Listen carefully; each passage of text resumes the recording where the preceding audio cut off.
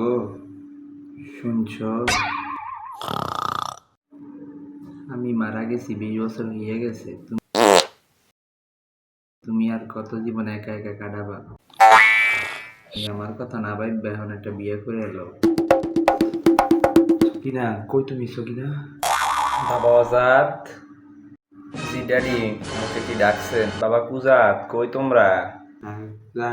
খেতে আছি।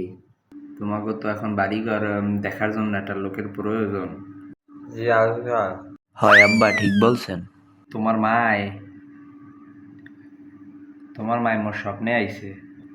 আইয়ে সে মুখে বলতে আছে যে তোমার তো একটা লোকের প্রয়োজন, বয়স হয়ে যাইতে আছে। ওই তো আপনার কতদিন ধরে কইতেই আছি এই কথা, যে মোর বিয়ার বয়স হয়ে গেছে, মোর একটা বিয়া দিয়ে দেন।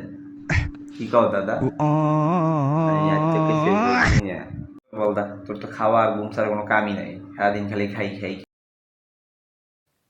এসে আমরা তোকে বিয়া শাদি মানে ঘরে বিয়ার উপযুক্ত কেউ থাকলে সেটা হচ্ছে মই।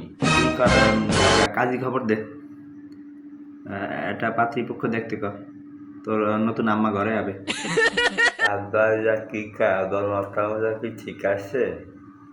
ভাই কুজাত, তুমি একটা কাজ করো, সেট কেটে দিয়ে একটা ডাক্তার ডাক দিলে আব্বার মনে হয় মাথা খারাপ হয়ে গেছে।